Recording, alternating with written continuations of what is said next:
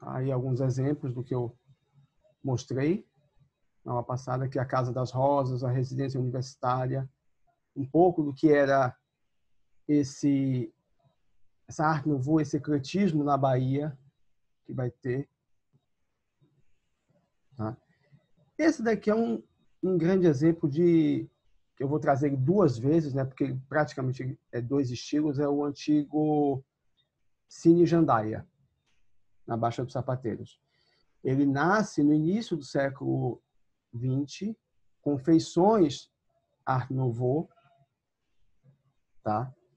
Mas, em meados dos anos 20, final dos anos 20 para os anos 30, ele passa por uma reforma e adquire uma feição toda Art Deco, que já vai ser o estilo vigente nos anos 40. Tá? Aqui é uma imagem de como ele está mais ou menos, né, atualmente. E aí eu vou falar também mais à frente desse mobiliário que era feito por cinemas, que eram essas... Ah, assim é, Rodrigo? Ele está assim. Assim é? Tá. Meu Deus. Ele está assim. O vitral que eu já mostrei no início o slide, que é a foto que abre esse slide, né, quando eu pergunto qual o estilo, ele foi retirado pelo IPAC, foi restaurado e está guardado, que é esse vitral da ninfa saindo da flor de lótus. Tá? Aqui só para vocês terem uma noção de como se encontra o espaço. Como eu falei, né, ele foi feita uma reforma, então todo esse material, se a gente for observar e pegar a procedência, são materiais importados. Tá? O gesso, o mosaico que tinha aqui logo na barra em cima do teto, todos os ornamentos, o mobiliário era de uma fábrica nacional chamada da Móveis Simon, que eu vou falar também mais à frente sobre ela no período modernista, que é aquelas cadeiras de auditório, é o tipo da cadeira que tem no auditório do Museu Carlos Costa Pinto, para quem conhece, é aquela cadeira de cinema antiga. Tá? Ó, alguns exemplos desse... Ainda está assim, né?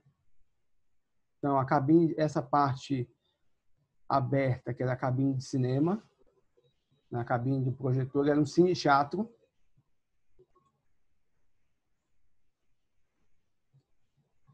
E um outro também, que nasce nesse período, né, vamos chamar assim, da bela época brasileira, né, é o Cursal Baiano, depois vai ser chamado Cine Guarani, e posteriormente Cine Glauber Rocha, e atualmente Espaço Otávio de Cinemas, ali na Praça Castro Alves.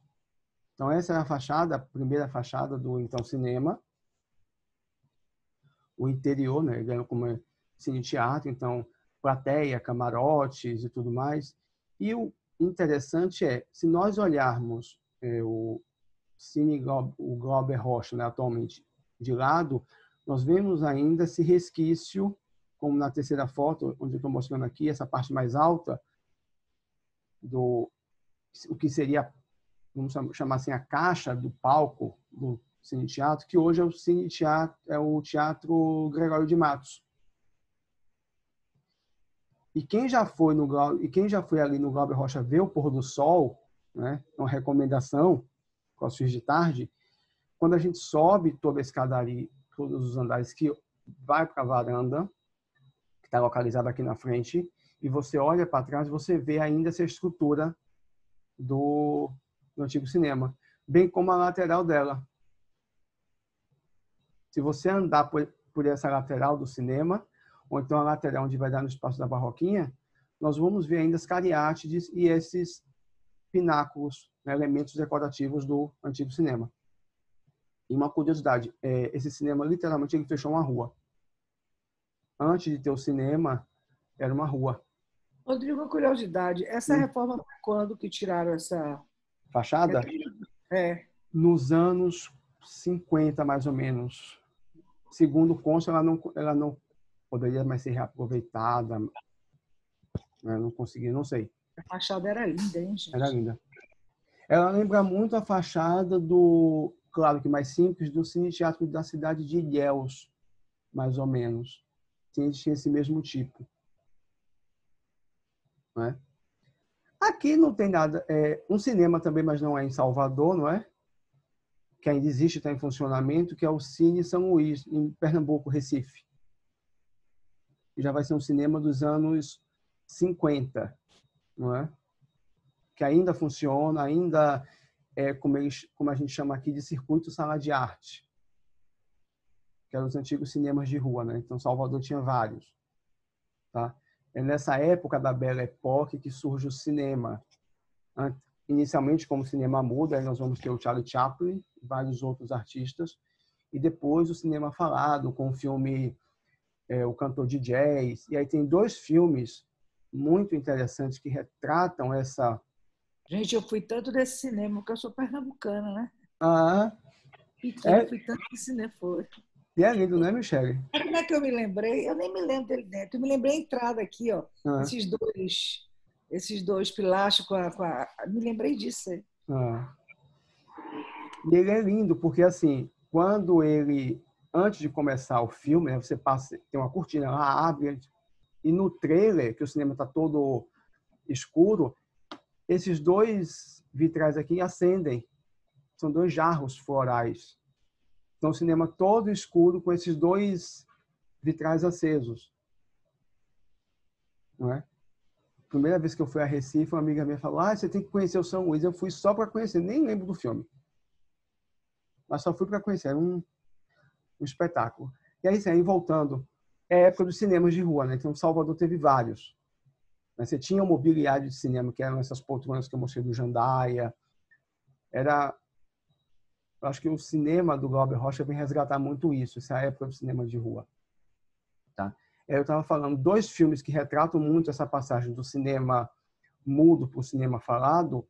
É o filme Cantando na Chuva, com Jenny Kelly, que é um clássico, e um filme feito recente, que é O Artista, que é um filme preto e branco, gravado todo em preto e branco. Eu esqueci agora os atores principais. E ele também retrata isso, essa passagem desse cinema mudo para o cinema falado, o quanto isso impactou em alguns artistas. Né? E aí, bom, Salvador teve vários cinemas. Tinha o Guarani, o Guarani, o Tamoio, o Cine Pax, o Cine Excelsior, ali na Praça da Sé também. Se eu não me engano, acho que era o Tamoio, ficava onde hoje é o restaurante do Hotel Fazano. Ali na lateral você tinha tinha um cinema também. E aí, voltando, como eu já falei, né? Então, depois, se vocês quiserem pesquisar sobre cinemas em Salvador, é bem interessante.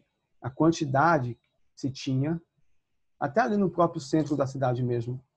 Tinha um outro também, que eu gostava muito, que era acho que era o Cine Arte. Era um cine de arte, que chama cinema de arte, ali no antigo Baiano de Tênis, onde hoje é a Perini. Fui tanto ali, Ah, naquele cinema. Era uma ficava... sala de arte, né? Uma das Isso, salas de arte daqui. era exatamente isso. Era muito legal, muito aprazível. Eu adorava. Foi a primeira vez que eu fui no cinema sozinho, fui ali, né? Fui assistir o Pianista. Era lindo, era um cinema bem dos anos 60, bem característico, estilo ao tipo São Luís, tá? E aí voltando, né, falando dessa Belle Époque, dessa arquitetura, não só de arte nouveau, né? Nós tínhamos também a arquitetura eclética, estava todo mundo ali conversando entre si, né?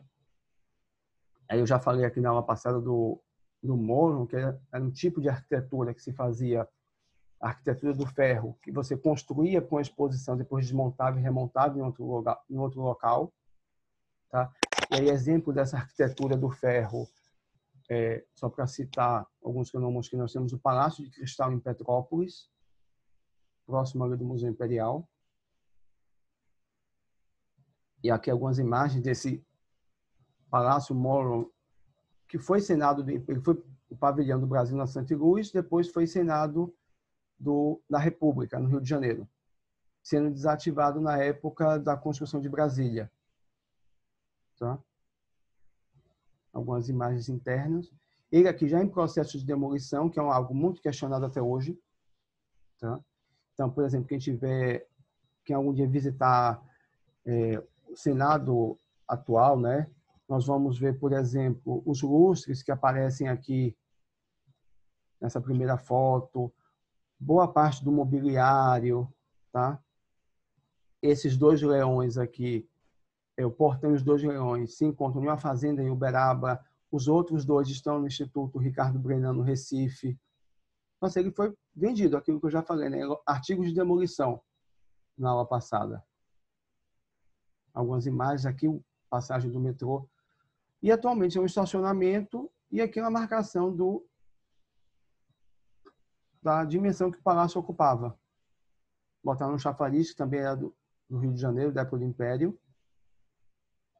Aí aqui algumas imagens da época dessa demolição. Alguns desses ornamentos viraram ferro velho, foram vendidos aí para o mundo inteiro. Tá? E, como eu já falei, né, você tinha as exposições universais em Paris e Saint-Louis, e você tinha as exposições nacionais no Brasil. Essa é uma imagem da exposição do Centenário da Independência em 22, e o edifício que aparece em primeiro plano foi o Pavilhão da Bahia. Isso aqui, juntamente com o Arte Nouveau, era a chamada Belle Époque brasileira, né? Então, a Avenida Central, no Rio de Janeiro, a Avenida 7 de Setembro, aqui em Salvador. Então, a época do cinema, das confeitarias. Mas também foi um edifício que podia ser aproveitado para aqui, né? Mas...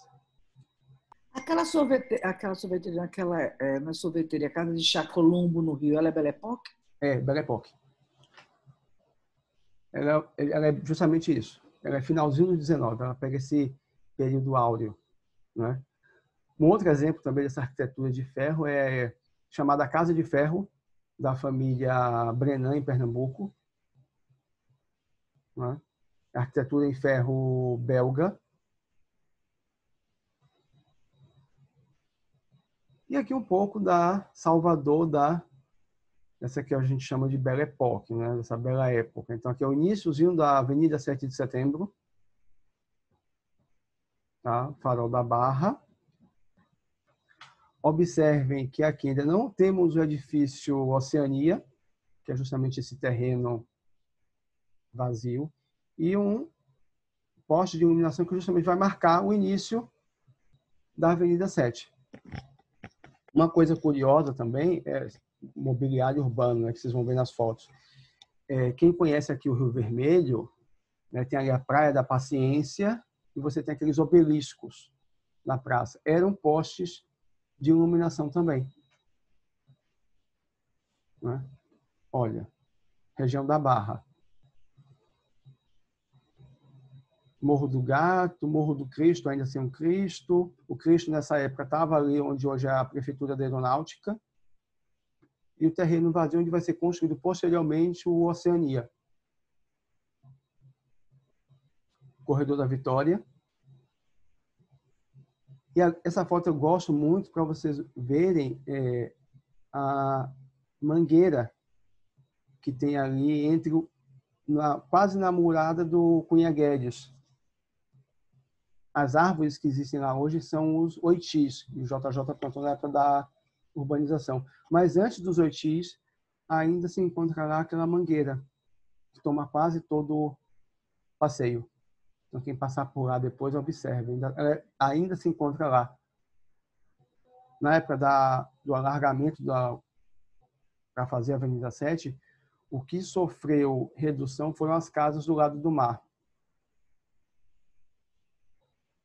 Então, aqui vocês observem, é o Cunha Guedes, as outras casas já foram demolidas. Uma outra visão do Corredor da Vitória, ainda com a casa, essa que aparece aqui em primeiro plano, era a primeira casa da família Costa Pinto, do colecionador Carlos Costa Pinto.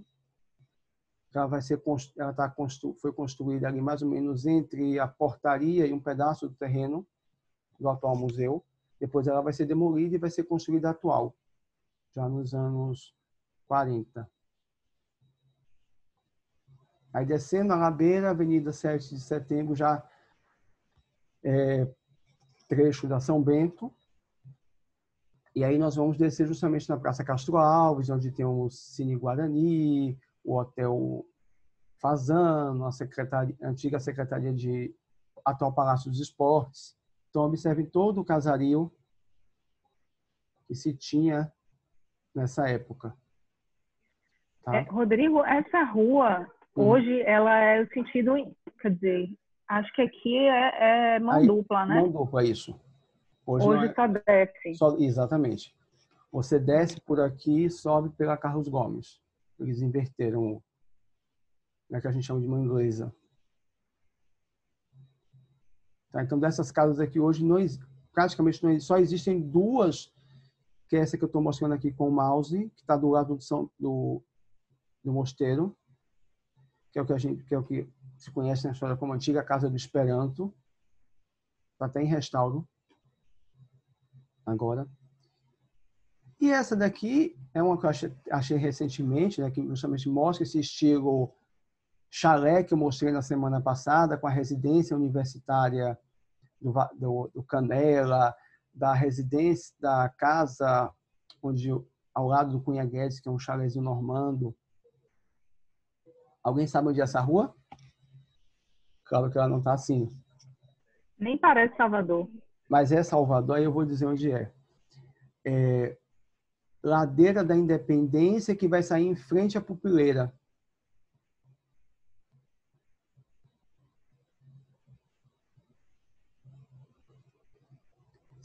Situando, você vindo ali, pegando Nazaré, certo? Passando por frente à Igreja de Santana, em vez de você virar à esquerda para sair na lateral do Fórum Rui Barbosa, você desce a ladeirinha do Gravatá e pega à esquerda de novo. Ou quem vem desce a ladeira da praça, passa pelo Corpo de Bombeiros, pega o Gravatá e vai sair justamente aqui. No passado, até pouco tempo atrás, por exemplo, essa casa verde aqui estava lá. Hoje ela foi demolida, não sei porquê. Enfim, mas era, só para vocês terem uma ideia, aqui no fundo, Catedral Basílica, onde eu estou mostrando com o mouse. Esse era o estilo que é chamado estilo bangalô, né? Dos anos 20, anos 30. O Jardim de Nazaré ainda conserva algumas casas. Ainda existe alguma dessas casas nessa rua? Olha, Catarina, a última vez que eu passei lá já tem algum tempinho, não. Por exemplo, acho que existe uma, a do início da ladeira, já está bastante alterada. A única que permanecia mais ou menos intacta era essa aqui verde, tá, com essa escadaria lateral que ela foi demolida, não sei por qual motivo. A maioria já foi alterado, virou prédio, clínicas. Você teve essa mudança, mas se você olhar internamente ainda pode conservar alguma coisa. E aí nós, ainda no Brasil, né, onde essa bela época foi muito difundida, incluindo com essa arquitetura do ferro, é Belém do Pará. Eu já falei aqui algumas vezes, né, com essa arquitetura de você importar projetos, importar um modo de vida parisiense, né? Acho que toda cidade nessa época queria ser Paris. Paris foi uma cidade muito limitada, né? Então, por exemplo, essa daqui é uma loja de tecidos lá em Belém chamada Paris na América, que é bem famosa, né, só pela escadaria, inicialmente. Hoje ainda continua em funcionamento com loja de tecidos, é um prédio tombado. Tá? Um outro exemplo é o Palacete Bolonha, também em Belém do Pará. Foi construído pelo Francisco Bolonha para sua esposa, porque a esposa dele queria se sentir em Paris, né? Então ele trouxe um pedacinho de Paris para o norte do país. Ele construiu não só a rua, não só o palacete, mas também a rua próxima, imitando esses bulevares. Ele trouxe tudo que tinha de melhor na época. Aqui é um dos interiores do Palacete de Bolonha. Confeitaria Colombo, que a Michele falou. Né? Quem não conheceu, por favor, quando for ao Rio, parada obrigatória ali na famosa Rua do Ouvidor. No início, ela foi palco de encontro dos intelectuais, presidentes, escritores, artistas.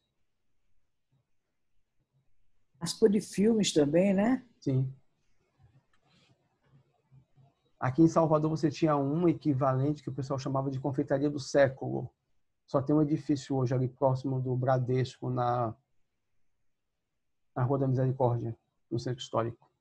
Então, observem o mobiliário conservado até hoje. Tá? Esse mobiliário Art Nouveau, que eles ainda usam no ambiente da confeitaria. Então, não é aquelas confeitarias, né, centenárias, mas com a cara completamente contemporânea. De centenária só tem o nome e a história. Não, a Colombo conserva todos os elementos. Então, os espelhos belgas, venezianos, os vitrais, a própria cúpula. Aqui um pouco desse mobiliário da época, que assim, o Art Nouveau, comparado aos outros, não é? Essa é uma opinião minha, é um estilo praticamente fácil de você identificar. Então, provavelmente, alguém já teve alguma avó, né, alguma tia com esse tipo de cristaleira aqui dessa terceira imagem, com esse vidro jateado. Tá vendo? Esse vidro jateado em forma de flores, esse tipo de cadeirinha mais delicada, que lembra uma cadeira de casa de boneca. Não é? Esse é o tipo de móvel que se chamava porta-biscuit. Aqueles biscuits de porcelana. Então, você tinha um móvel porta-biscuit. Aqui alguns exemplos desses ambientes. Não é? Então, uma sala de jantar, uma sala de reuniões. Aí nós temos aqui pavão, né? Que é um dos símbolos do Art Nouveau. Pavão, libélula, né? Serpente, a natureza de um modo geral. Essa terceira imagem aqui é um vitral da sala de jantar do Palacete das Artes, a antiga Vila Catarino. Aí ele foi reconstituído a partir de fotografias, justamente nesse espírito do Art Nouveau. Não é, como eu falei no início da aula, a gente não vai ter um estilo 100% autêntico, nós vamos ter os acréscimos. Então, tipo, nessa mesma época nós vamos ter o quê? O estilo, o ecletismo, o Art Nouveau, o Art Deco nascendo. Então, nós vamos ter essa mistura. Não é? Um bom exemplo disso é a própria Vila Catarina, um edifício eclético com elementos Art Nouveau. Aqui alguns exageros ou excessos, né? Camas. Aí esse exemplo da libélula ao máximo, tanto na cabeceira quanto na peseira da cama. Uma outra aqui. Essa aqui já é mais, como é que eu vou dizer, contemporânea, né? Vamos dizer assim, tem um design mais leve, né? Mais atual, né? Você observa que é até uma mesa de apoio na própria estrutura da cama.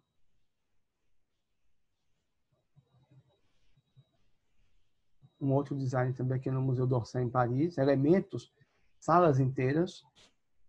Era uma época que você construía a casa, você carregava esses elementos, algo mais moderno da época, o mais utilizado. Então, depois nós vamos ter o modernismo e outros. E pianos. Né? Toda a casa, a maioria das casas nesse período, né, século XIX, boa parte do século XX, todas elas possuíam um piano em casa. Mesmo que se os donos ou a família não soubesse tocar. Ela tinha que tocar piano. Era. Quem aí sabe tocar piano? Eu aprendi, mas não me lembro direito, não. Eu Ah. aprendi pequena. Eu também aprendi Na minha quando época era piano, tinha que se aprender piano e francês. Eu era era pequena. piano, era justamente isso, piano e francês, né? O francês ainda dominava, a França ainda dominava o E mundo. bordar, né? E bordar, né?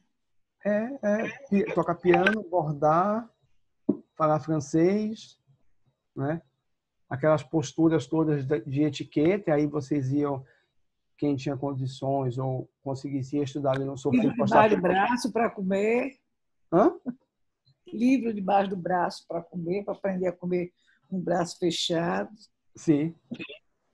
E aí tinha Essa, uma escola aqui em Salvador que era o Sofia Costa Pinto, né? Que tinha era um colégio, mas tinha aulas de etiqueta.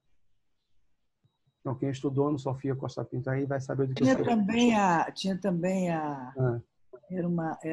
era um local só disso, não era o nome, eu Instituto não Federal. peguei. Quando eu vim para cá, eu já vim casada, né?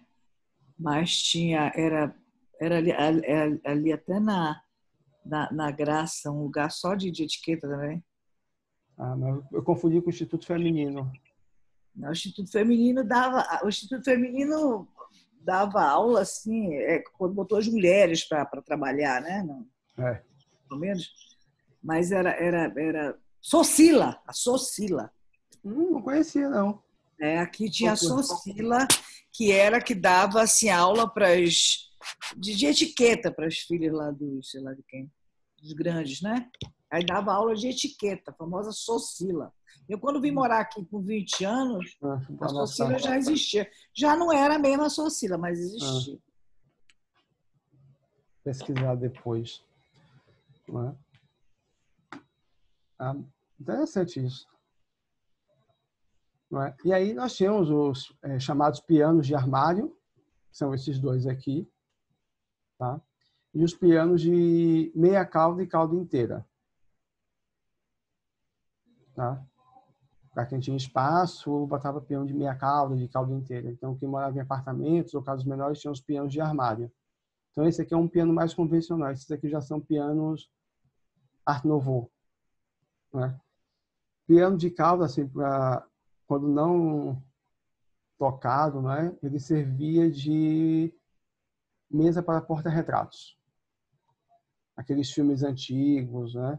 Tem as casas mais antigas, se vocês observarem as fotos, o piano de cauda está quase sempre fechado, com um chale, uma toalha em cima, e vaso, porta-retratos, enfim, vários elementos. Fora que é um instrumento temperamental, né? Qualquer mudança, você tem que procurar sempre um afinador depois. E nos apartamentos nossos de hoje em dia, né?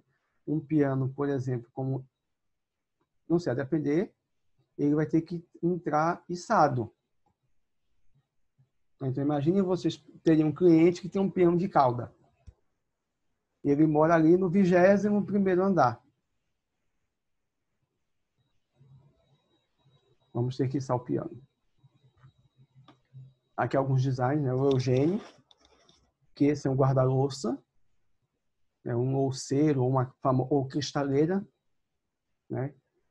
Aí a casa de vó, lembrando das casas de vó também, aquela cristaleira intocável, que só a dona da casa tinha acesso, em determinadas épocas do ano, tipo Natal, Réveillon, formatura, primeira comunhão e crisma, e se abria, tirava todos os cristais, a porcelana. Se tinha esse hábito, na sala de jantar era quase uma sala intocada. Você tinha a copa, onde se fazia as refeições diárias, mas a sala de jantar permanecia intocada só em momentos festivos.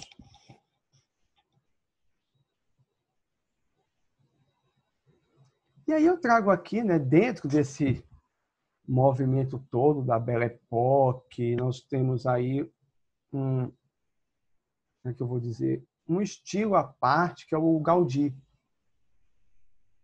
O Gaudí está dentro desse período, mas ele tem uma luz própria, né? Ele é o Gaudí. Então, ele não está... historicamente, ele está ali dentro do Art Nouveau. Mas o Gaudí é Gaudí, então, na minha opinião, ele não tem a... É o estilo... Esse prédio fica onde, Rodrigo? É Barcelona. A obra de Gaudí vai principalmente na Espanha, né? Na Espanha e dentro da Espanha, na cidade de Barcelona. A mais famosa dele, que é a Sagrada Família, em construção de 1882, a previsão é acabar 2028. Quer dizer, a previsão é essa, né? Mas, como eu já ouvi algumas pessoas falando, dizendo que a graça da Sagrada Família justamente está em eterna construção. Então, quem já foi a Barcelona, né?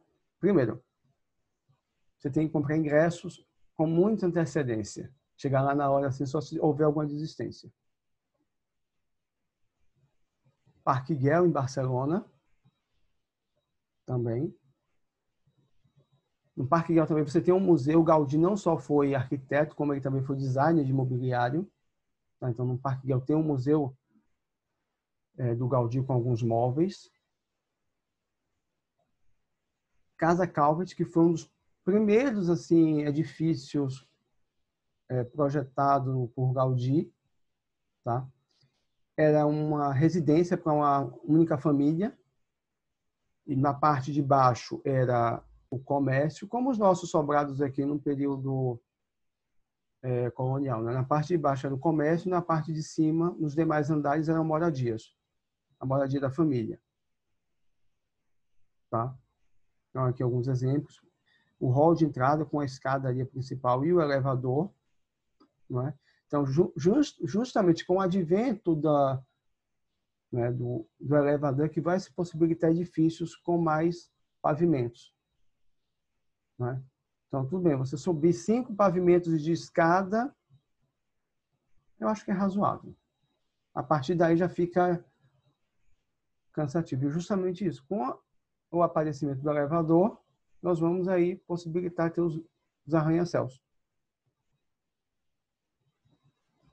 E a partir dessa casa, né, o dono da casa Bartoló, ele vai contratar o Gaudí para fazer a reforma dessa residência, tá? Que anterior a essa reforma era um sobrado como outro qualquer, mais um na multidão em Barcelona, tá? E esse industrial ele contrata o Gaudí justamente para se diferenciar da família, né? Ele fazer um projeto completamente diferente dos outros projetos que a família tinha na cidade. Então, aquele mesmo sistema de comércio embaixo e moradia na parte superior. Tá? Então, algumas imagens, por exemplo, a lareira em formato de cogumelo, o teto de uma das salas em formato de espiral, ali da Via Láctea.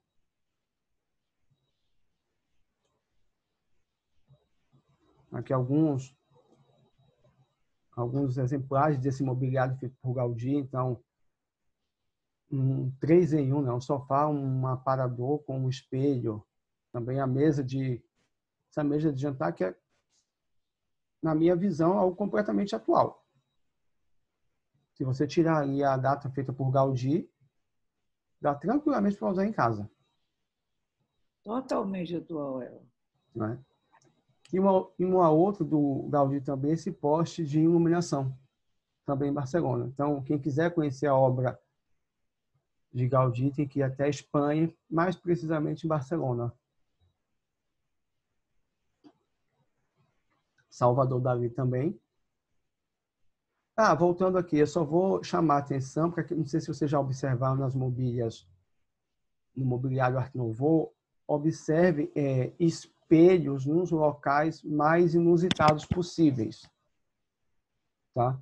Então, por exemplo, espelho aqui no alto, espelho embaixo. Então, vou mostrar alguns aqui no depois vocês observem essa peculiaridade. Tá? Nem só de pintura viveu Salvador Dalí também, né? Salvador Dalí também foi designer de mobiliário. Serve o pé da cadeira, gente. Ele traz a forma humana, né? mais desconstruída possível. Nesse caso aqui, você tem um braço da cadeira que é justamente um braço com a mão, mas não dá para ver. No punho você tem também uma pulseira com uma pedra de ametista. Nas versões bronze e bronze dourado, e também uma mesa de centro, que é o pé, perna, tronco e braço. Então, uma parte da mesa está apoiada na mão, ali entre o polegar e a palma, e a outra no joelho. Esses móveis estão aonde, Rodrigo? Barcelona também. Na Espanha, de um modo geral, né? Acho que vocês não sei se encontram na internet. Então, tem um outro sofá dele, que é uma boca vermelha. Então, ele tinha um mobiliário também inusitado. Um outro, Arthur McMurdo, que ele vai trazer essa inspiração, vai vir no Art Nouveau, mas também vai trazer uma inspiração oriental no mobiliário dele. Tá?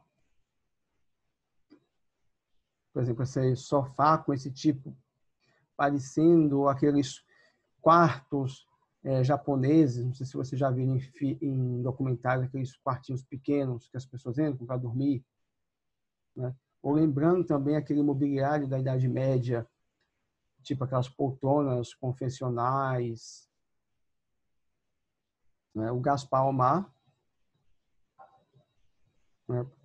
Foi um mobiliário muito comum, até por sinal, não só no Art Nouveau, como também nos outros períodos, né? Você ter o sofá com estantes, com espelhos, no lugar desse painel aqui, por exemplo, com a dança, você tinha um espelho também. Ó, esse aqui já é uma sala completa. Observe como ele traz o Art Nouveau, mas também traz essa cultura oriental perfeitamente assimilada.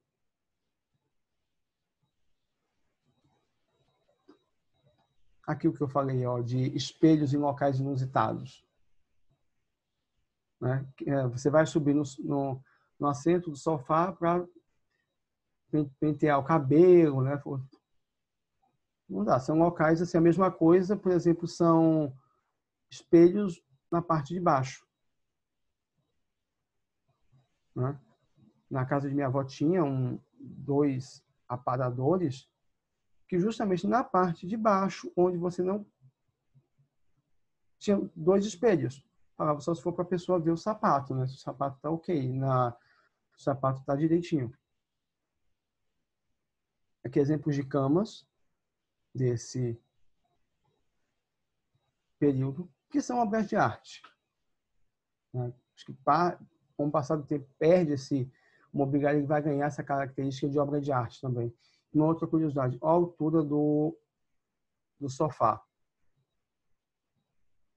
Comparado ao sofá de hoje, é uma altura mais baixa.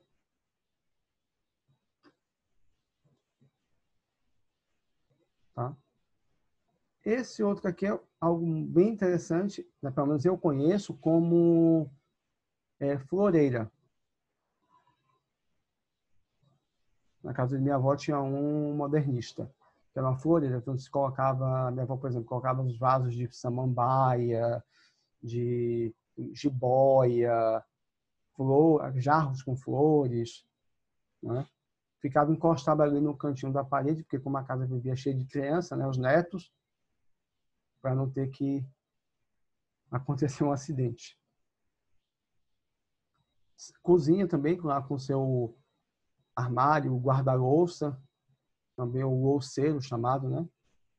Que isso voltou também no design, você tem um armário na cozinha só para você guardar a louça separada e uma mesa de apoio, né? Mesa de cabeceira.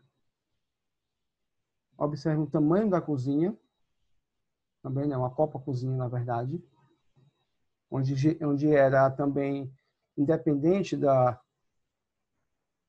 família, era um local onde todo mundo se reunia. Então, a cozinha, quem é do interior aí vai saber mais precisamente o que eu estou falando, né? Casas com fogão a lenha, turma se Eu vou mandar outro convite, tá bom? Para vocês, daqui a pouco. Mas era na cozinha onde, de fato, a vida acontecia na casa. A sala de jantar oficial ficava intocada. Mas era na cozinha onde a família se reunia, onde os convidados chegavam, quem é do interior, né? Não se entrava pela porta principal, se entrava pela porta lateral, que já ia indo direto na cozinha, né? O Vitor Horta, que vai ser também um outro arquiteto dessa época, com a casa, se não me engano, essa é na Países Baixos, também foi feita como residência.